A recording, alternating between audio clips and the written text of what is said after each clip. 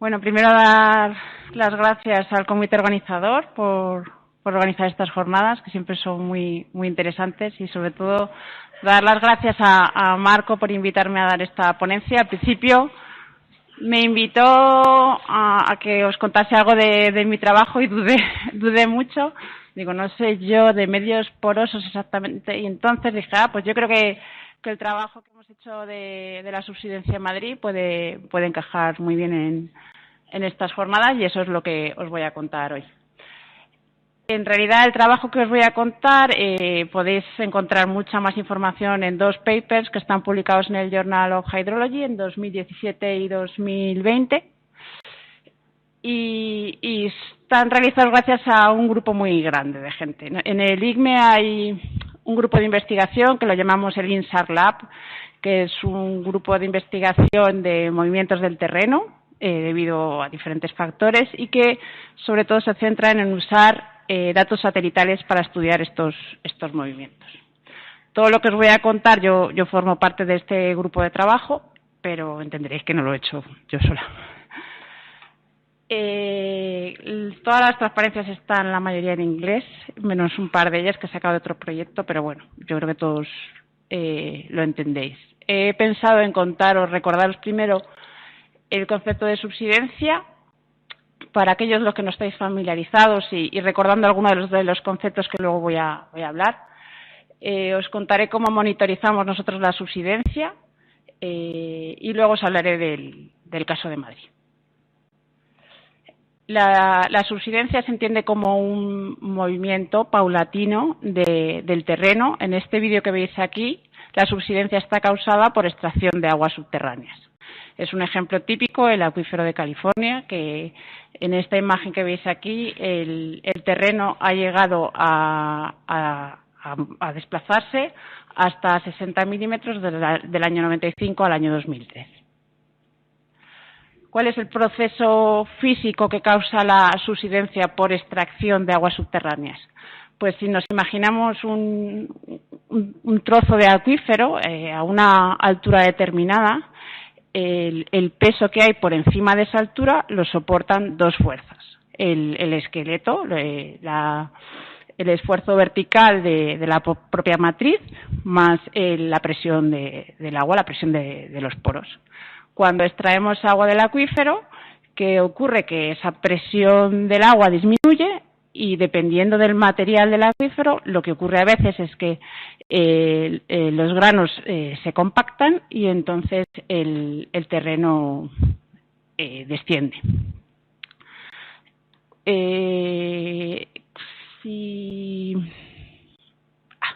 Mejor en esta. Cuando nosotros estudiamos la subsidencia por extracción de agua subterránea, tenemos que tener en cuenta dos variables muy importantes. Por un lado, la compresibilidad del terreno. No todos los materiales son susceptibles a sufrir subsidencia. Si tenemos un material tipo gravas, como veis aquí en color clarito, pues su compresibilidad es mucho más pequeña y no llega a subsidir. En cambio, si hay una cantidad importante de arcillas o de limos, cuya compresibilidad es muy alta, pues entonces el terreno sí puede llegar a subsidir. Eso por un lado, y por otro lado es la cantidad de agua que se extrae. Si se extrae poca agua subterránea, que si en comparación con lo que se recarga, puede que el acuífero no llegue a subsidir por mucho que tenga arcillas. Es cuando empezamos a explotar de forma importante los acuíferos, cuando vemos esta subsidencia. El fenómeno de subsidencia por extracción de aguas subterráneas, lógicamente, es algo que empezó cuando empezaron a explotarse de forma importante los acuíferos, después de la Segunda Guerra Mundial, cuando empezaron a desarrollarse las bombas, gracias a lo cual empezamos a explotar de forma importante los acuíferos. Pero el número de casos identificados por subsidencia no son tantos. Estos 200 casos que hay en todo el mundo, aquí está este valor es de hace un par de años, pero no hay tantísimos casos en los que se haya cuantificado que el terreno se está moviendo por extracción de agua. Es verdad que los que hay son muy importantes. Y aquí he puesto una imagen en la que medían en tanto por ciento la cantidad de agua que se extraía en los acuíferos comparado con la recarga. Hay zonas aquí en marrón oscuro que son más de un 100% lo que se extrae con respecto a la recarga, pues esas zonas, cuando el acuífero es detrítico, son las que tienen más susceptibilidad a subsidir. Ay, perdona.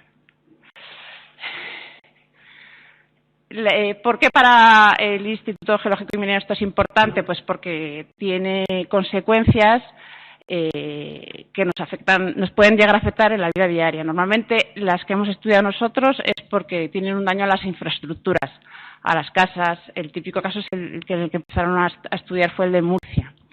Y por otro lado, también hay otro tipo de efectos que pueden llegar a ser importantes, sobre todo en el marco del cambio climático, ya que si desciende el nivel del terreno en las zonas costeras hay más susceptibilidad de intrusión marina, por ejemplo, o en determinadas zonas puede cambiar mucho el área inundable.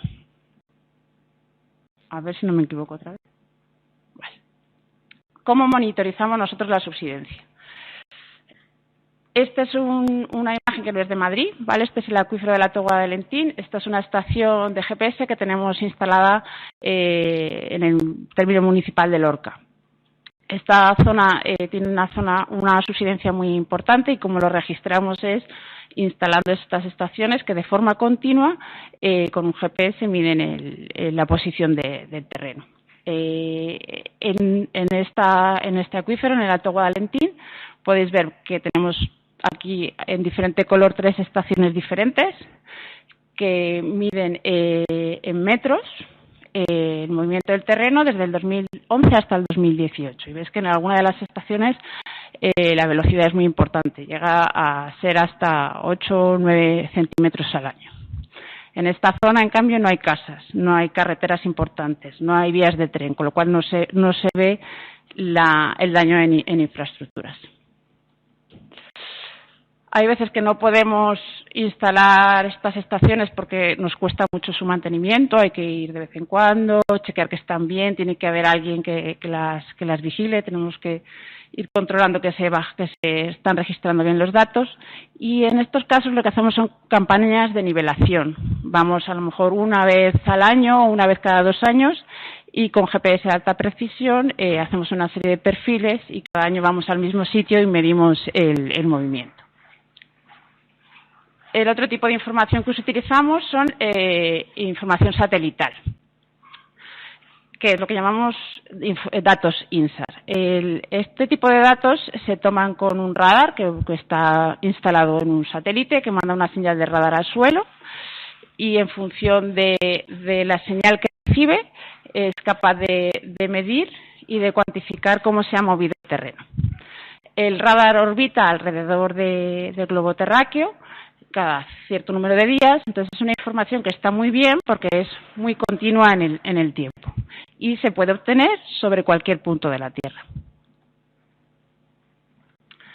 Como os digo, en función de la diferencia en la fase de la señal que recibe, somos capaces de cuantificar este valor que es lo que el terreno se ha movido. Estoy hablando todo el rato de subsidencia, pero también el terreno puede elevarse. Si deja de extraerse agua, puede que el terreno se eleve hacia arriba. Y bueno, también en el caso de que se mueva por otras causas, también lo registra, por supuesto. Aquí estoy centrándome solo en la extracción del agua subterránea.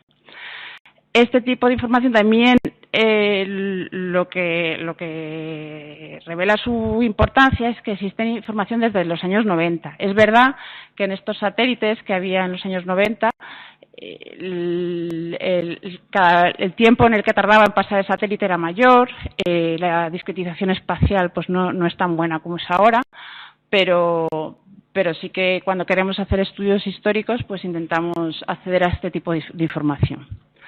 Os contaré al final que lo bueno de ahora es que gracias a Copernicus los datos Sentinel son gratis y desde 2015 cualquiera de vosotros puede consultar cómo se está moviendo su casa o el pueblo en el que vive. Y con los datos que tratamos nosotros tienen este aspecto. Nosotros obtenemos una serie de píxeles en los que aquí lo que hemos dado son velocidades en milímetros al año. Esta imagen no es nuestra, la he tomado de otro grupo de investigación de la Universidad de Granada, pero se ve muy claramente cómo Aquí se ha puesto en color rojo las zonas en las que el terreno se ha movido alejándose del satélite, con lo cual asociamos que hay una subsidencia, y en este caso, según la paleta de colores que ellos han utilizado, todo lo que hay en color azul es porque el terreno no se mueve. Siempre que nosotros trabajamos con datos INSAR, siempre intentamos contrastar y validar la información, porque en realidad el satélite es una medida indirecta y muchas veces encontramos que aunque haya un color rojo o un valor alto de alejamiento del satélite, eso no se traslada en que realmente se está moviendo el terreno, sino a una serie de errores o de interpretaciones que hay que hacer, porque el satélite cuando vuela tiene su inclinación a la hora de lanzar el haz del radar y hay un montón de correcciones atmosféricas que hay que hacer. Y ahora os voy a contar lo que hemos hecho en Madrid. Hicimos 2 papers porque los objetivos son totalmente diferentes, ¿vale? Primero os voy a contar el primer paper, el trabajo del primer paper. El objetivo era intentar, gracias al estudio y a la información que teníamos, evaluar cómo había variado la reserva de agua en esa zona del acuífero. Y en el segundo paper lo que intentamos fue hacer un modelo matemático de flujo y geomecánico para representar lo que estábamos midiendo. Bueno, estamos en Madrid, estamos todos aquí, o sea que nadie de vosotros necesita saber que esta es la ubicación. Este es el límite de la Comunidad de Madrid y en la zona azul clarito podéis ver el polígono urbano. Con estos óvalos de colores se representan los pozos de extracción del canal de Isabel II. En Madrid bebemos el agua de los embalses, pero en periodos de sequía, importantes de sequía, se ponen en activo estos pozos de extracción de agua subterránea que extraen el agua de niveles muy profundos, ¿vale? 400 metros, 300 metros, niveles muy profundos. La zona de estudio en la que vamos a ver se centra en estos dos campos de pozos. Están aquí marcados con la línea, con las flechas azules. En esta imagen, de nuevo, esta es la zona urbana de Madrid, este polígono de color gris, y los círculos de color blanco son los pozos de extracción, ¿vale? Aquí tenemos un campo de pozos y aquí tenemos otro campo de pozos. En esta imagen que tenéis círculos de colores, esos son sondeos geológicos en los que hemos cuantificado qué tanto % de arcillas tienen. ¿Por qué? Porque cuanto mayor sea ese tanto %, más probabilidad hay de que esa zona subsida. En general, hay zonas que tienen un montón de arcillas. Nunca es un paquete de arcillas compacto, ¿vale? Lo que se ve en el acuífero de Madrid, como en muchos acuíferos detríticos, es una intercalación de arenas-arcillas, en la que yo aquí represento que el 70% del total es arcillas en esa columna, por ejemplo, es el color rojo, o el 50% en color amarillo. Y estos son los datos con los que trabajamos. Restringidos a la zona de estudio. Aquí los pozos de extracción los hay representados en círculos y tenemos 2 sets de datos porque como lo que estamos haciendo es un estudio histórico, trabajamos con 2 tipos de satélite diferentes, ¿vale? Por un lado tenemos el satélite ERS, que es un primer periodo, y por otro lado los datos del satélite ENVISAT. Sí que vemos que hay bastante subsidencia de entre 30, 50, 60 milímetros y que se concentra en general alrededor de los pozos. Aquí os represento los datos de variaciones del tiempo. Hemos representado con esta línea gris el periodo en el que se ha medido con datos ERS y con esta línea gris el periodo en el que se ha medido con datos ENVISAT. ¿Qué pasa? Que los pozos solamente se ponen en funcionamiento en un periodo de tiempo de sequía, que nosotros lo llamamos periodo de extracción. Y se ve claramente como durante el periodo de extracción, por ejemplo, este que veis aquí, que hemos llamado 3, hay un descenso del terreno importante, que es la línea de color negro. En color azul son la medida piezométrica. Esto que vemos aquí, que es una respuesta inmediata del del terreno al movimiento de la piezometría, porque veis que las curvas son totalmente paralelas, se mueven a la vez, lo que indica es un comportamiento muy elástico del acuífero que no solemos ver en otros acuíferos que hemos estudiado ni en España ni en el mundo. Es bastante especial el acuífero de Madrid porque es muy elástico. No hay un decalaje en el tiempo entre cómo se mueve el terreno a cómo se mueve la piezometría. Y, bueno, la gráfica de arriba es de un pozo y la gráfica de abajo es de otro, pero veis que en todos los casos el movimiento es bastante parecido, paralelo. Hemos comparado los desplazamientos y las variaciones de piezometría y en base a estas curvas de stress strain hemos cuantificado en las diferentes zonas de los pozos el valor del coeficiente de almacenamiento elástico, como digo. Entonces, lo que pensamos en Madrid fue, primero, en base al INSAR y a esos coeficientes de almacenamiento que hemos estimado, vamos a intentar representar mapas de piezometría, porque sabemos que existe una relación directa entre el movimiento del terreno y la piezometría. Entonces, como tenemos los datos INSAR, pues podemos representar los datos, los mapas piezométricos a partir de esos datos INSAR. Esto sería para diferentes fechas el mapa piezométrico que hemos deducido a raíz de los datos INSAR. Veis, por ejemplo, que en el año 2006, que es un periodo de extracción, la piezometría estaba muy baja. ¿Vale? Estos son metros sobre el nivel del mar, estaba como a 400 metros. Y en otros periodos, pues, ha estado más o menos alta, dependiendo de si hay extracción o deja de haber extracción. Estos perfiles que veis aquí abajo representan el transecto que veis aquí en línea discontinua para cada una de las fechas. ¿Vale? En la fecha de 2006 es cuando la piezometría está más baja y en la fecha, por ejemplo, de 2005, que era un periodo en el que no se extrajo, pues la piezometría estaba más alta. Si restamos estos mapas de piezometría en dos periodos distintos, podemos ver cuánto ha variado el almacenamiento del acuífero, porque además tenemos una estimación del coeficiente de almacenamiento y de la porosidad. Entonces, restando diferentes fechas, podemos evaluar en metros cúbicos cuánto esta zona del acuífero ha perdido o ha recuperado, en función de si se ha extraído agua o no se ha extraído. Y esto es lo que os muestro aquí.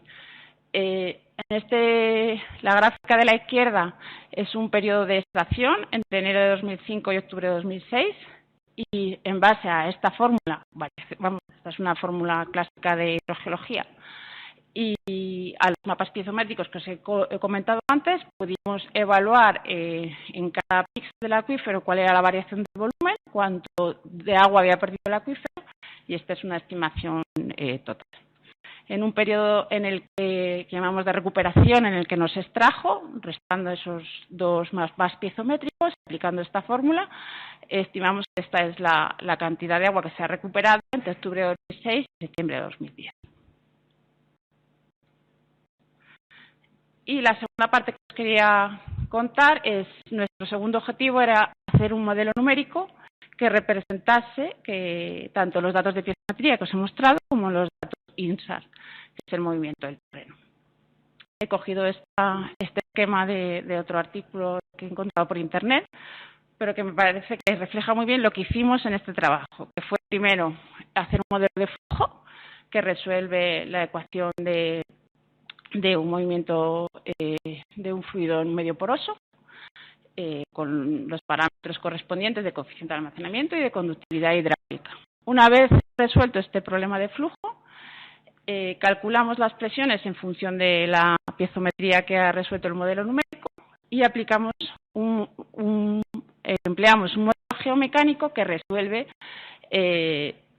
la ecuación geomecánica en tres dimensiones. ¿Vale? Lo interesante de este modelo, que es creado por el grupo de la Universidad de Padua, de Pietro Beatini, es que resuelve este problema en tres dimensiones. La forma en cómo se calibra es, primero, se calibra solamente la parte del flujo, se calibra la conductividad hidráulica y luego se calibra la parte geomecánica con el coeficiente de compresibilidad que nos da el coeficiente de almacenamiento. Cada vez que hacemos una pasada geomecánica hay que volver a hacerla de flujo, porque hay que volver a calcular el coeficiente, la porosidad, el coeficiente de almacenamiento, todo, porque nos ha variado, ¿vale? Esta es una representación tridimensional de la zona de estudio de este acuífero de Madrid que os he mostrado. Son elementos finitos y los pasos son los que os acabo de contar. Primero diseñamos la malla, que es una tarea muy complicada. Simplificamos mucho el comportamiento del acuífero para poder representar lo que está pasando, porque el tiempo de cálculo de este modelo es importante. Entonces, consideramos solamente un acuífero libre, un acuitardo y un acuífero confinado, ¿vale? El acuífero confinado es el que de donde se está extrayendo el agua de los pozos. Luego resolvemos el modelo de flujo, como os he dicho, calibramos la conductividad hidráulica y luego resolvemos el modelo geomecánico. Y aquí os he representado en algunos de los puntos cómo funcionan tanto el modelo de flujo como el de transporte. Esta gráfica de la izquierda es el modelo de flujo. En color azul es la piezometría medida y en color rojo es la piezometría simulada. Esta parte de la derecha es la calibración del modelo geomecánico. En color negro está la variación del movimiento del terreno medida con INSAR. Veis que tenemos unas barras de error, porque sabemos que el INSAR cuantificamos siempre el error que está asociado a cada medida. Y en color rojo es el resultado del modelo geomecánico. Con lo cual, al final, pues la verdad es que para la simplificación que hemos hecho, yo creo que la calibración fue muy buena. Representamos los errores en el espacio en diferentes periodos del modelo geomecánico, ¿vale? Aquí comparamos lo que ha medido el INSAR con lo que representa el modelo. Y vemos que tenemos problemas sobre todo en los bordes. El gran problema del modelo geomecánico son las condiciones de contorno de los bordes. Por esto también hicimos un ejercicio que ahora os voy a contar, porque el INSAR nos da el vector de deformación, pero es un vector de deformación totalitario. Pero cuando resolvemos el modelo geomecánico en 3D, yo puedo diferenciar entre el desplazamiento en la horizontal o el desplazamiento en la vertical. En Madrid, por el tipo de información que tenemos satelital, no podíamos descomponer ese vector en vertical y en horizontal, con lo cual esa parte no la podíamos calibrar. Con los datos Sentinel que hay ahora, en la mayoría de los sitios sí se puede hacer esa descomposición. Entonces, el límite de abajo del acuífero es incierto, no sabemos en realidad cuál es el muro del acuífero, lo ponemos muy abajo y ya está. Entonces, en las pruebas que hicimos nosotros, el modelo calibrado que os he mostrado, el fondo del acuífero no se puede mover, ¿vale? Y decidimos probar otra condición de contorno, dejándole que se moviese. Entonces, este es el resultado de la piezometría. Arriba es una zona no saturada, abajo tenemos nuestro acuífero confinado. La parte de arriba corresponde a que el acuífero por la parte de abajo no se puede mover, entonces el movimiento vertical es este que veis aquí y el movimiento horizontal muestra claramente que abajo no se mueve. Y este es el resultado de la segunda prueba, en el que veis que el movimiento vertical es muy parecido y donde hay grandes diferencias es en el movimiento horizontal. Pero como no tenemos medidas de esto, pues tampoco... Sabemos que la realidad estará en un caso intermedio entre los dos, pero no hasta ahí pudimos llegar. Y aquí, con esto acabo de contaros todo el ejemplo, pero sí que hay dos comentarios que quería... Si no me lío con el ratón...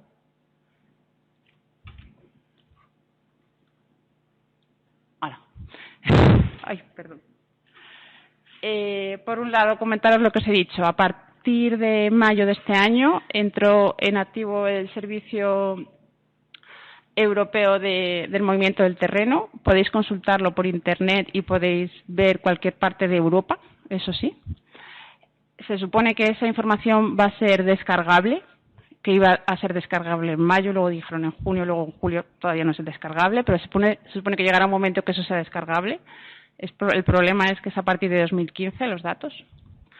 Y por otro lado, que lo que trabajamos ahora es, como es tan complicado hacer estos modelos acoplados, geomecánicos y de flujo, para tomar decisiones a corto plazo, hemos entrenado, por ejemplo, estos son pozos del acuífero de Madrid, los que hemos entrenado redes neuronales, aquí en este caso intentando predecir lo que ocurría a 2 años vista, para ver si este tipo de herramientas pueden ser útiles para tomar decisiones a corto plazo.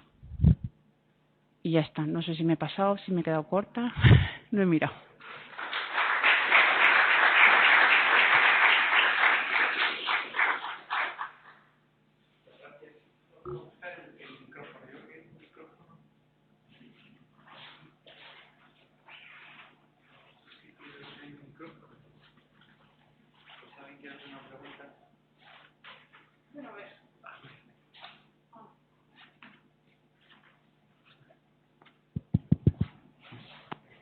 Pues sí, bueno, muchas gracias por la presentación, muy interesante.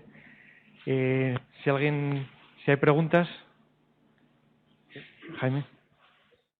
Muy rápido. ¿No has comentado el coeficiente de almacenamiento que ajustasteis en el acuífero de Madrid?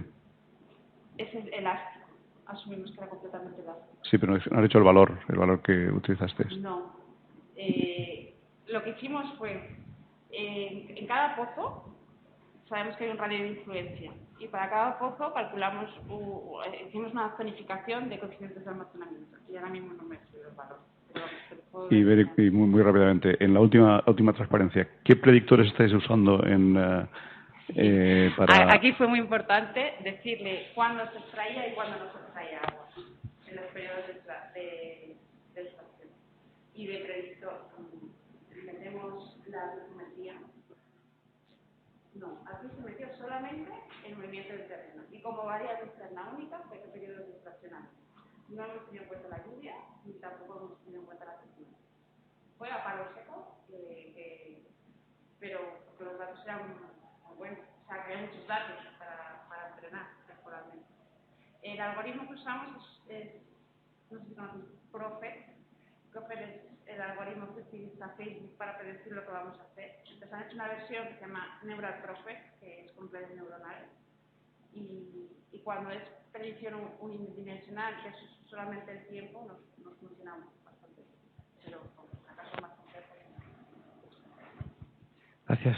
¿Alguna pregunta más? Bueno, aparte de que me parece espectacular cómo funciona esa red neuronal, en este caso de subsidencia, ¿se ha detectado sismicidad inducida por estas deformaciones? Nosotros nunca. No. Y en Lorca lo que decimos es que no hay. Que tampoco es. No. Que claro, porque en los carros de extracción es más fue complicado desestabilizar la falla. Fue ¿no? por la falla, que no. Nosotros no hemos visto nunca. Porque aquí nunca se ha inyectado para hacer recarga artificial o algo así. En Madrid hay instalaciones de recarga, pero son estudios piloto que yo creo que recargan muy poco. Vale. No sé decirte las cantidades. Sé que el canal tiene esa línea de investigación, pero son estudios piloto. Pues gracias. Bueno, pues no hay más preguntas. Damos las gracias otra vez a Carolina. Pasamos ya